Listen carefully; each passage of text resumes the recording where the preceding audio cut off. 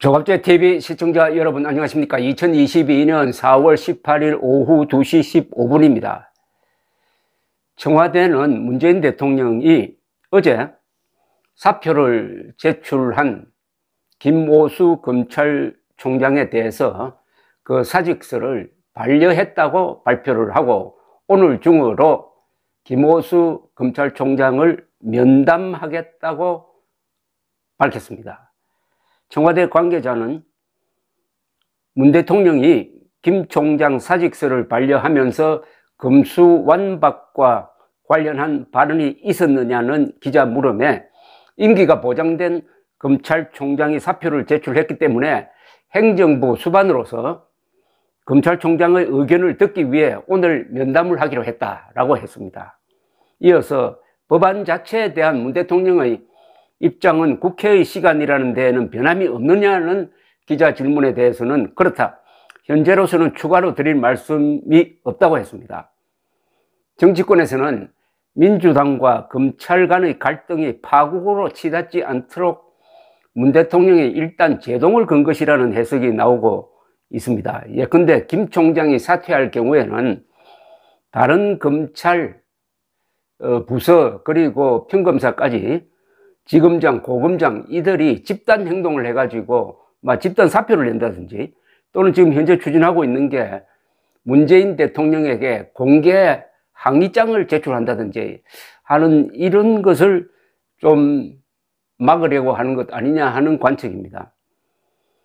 김오수 총장은 어제 검수완박 법안 입법 절차를 둘러싸고 벌어진 갈등과 분란에 대해 국민과 검찰 구성원들에게 죄송하다면서 법무부에 사직서를 제출했습니다. 검찰이 잘못했다면 책임은 총장 검찰을 이끄는 저에게 있다. 저에 대한 탄핵 절차 이후 입법 절차를 진행한다면 그것이 오히려 온당하다고까지 말한 적이 있습니다. 자, 그러면은 문재인 대통령이 사표를 반려하고 오늘 김오수 총장을 만나는 게 어떤 계산에서 나온 것이냐 한번 따져볼 필요가 있습니다. 우선 문재인 대통령이 부담을 가질 만한 일이 한두 가지가 아닙니다. 이 입법 절차가 이게 헌법 위반입니다. 헌법 위반이라는 것은 우리 헌법에 보면은 우리 사법부는 수사와 기소는 검찰이 한다. 재판은 법원이 한다. 이렇게 딱 규정이 되어 있습니다. 그럼 경찰은 뭘 하느냐? 경찰도 수사는 하되 어디까지나 검찰의 보조기관입니다. 경찰의 주된 임무는 치안 유지입니다. 그런데 이 경찰에 수사권을 다 주어버리고 더구나 국정원이 가지고 있던 대공 수사권까지 몇 년 안으로 경찰에 넘어오면은 이 경찰의 힘이 너무나 강해진다. 권성동 국민의힘 사무총장의 표현에 의하면 중국 공안이 된다. 근데 이렇게 되면 좋아할 사람이 누군지 아십니까? 그게 바로 대통령입니다. 그런데 윤석열 대통령이 되면은 경찰이 강화되면은 오히려 속으로는 웃고 있을지 모릅니다. 지금 이것까지 다 계산하지 않았을까 하는 생각이 듭니다. 과연 검수완박을 해가지고 문재인, 이재명 또는 민주당 이쪽의 문제를 덮을 수 있느냐? 오히려 대통령에게 항상 충성해온 경찰에 칼을 쥐어줌으로써 오히려 자충수로 더 당하는 거 아니냐 하는 이런 계산을 하지 않았을까요? 그리고 김오수 검찰총장의 거부권 행사 건의를 받아들여 가지고 만약 문재인 대통령이 국회를 통과한 이 법안에 대해서 거부권을 행사해 가지고 법안 공포를 막아버리면은 아마 김오수 검찰총장은 지금까지 욕먹던 사람이 상당히 인기 있는 사람으로 바뀔 겁니다. 그러면 윤석열 대통령도 김오수 총장의 임기를 보장해 주지 않을 수 없을 것이고 그 임기가 내년 6월까지 계속이 됩니다. 그러면 이 기간에 김오수 검찰총장은 문재인과 그 주변에 대한 수사를 상당히 좀 완충해 주지 않을까요? 왜냐하면은 김오수 검찰총장의 의견을 문재인 대통령이 받아서 금수완박 법안 지금 추진에 제동을 건다든지 거부권을 행사하면은 김호수 검찰총장이 인기가 높아진다 이겁니다. 인기가 높아진 검찰총장을 윤석열 대통령이 바꾸기가 힘듭니다. 이런 것까지 종합적으로 계산한 것 아니냐 하는 생각이 듭니다. 일단 사직서를 반려하고 만난다 한다면은 금수완박에 대한 대통령의 입장이 어느 정도 나올 것인데 그것이 적극적으로 추진하라 는 아니지 않겠느냐 하는 생각이 듭니다. 그런 계산을 넘어서 이건 분명히 헌법에 명백하게 위반됩니다.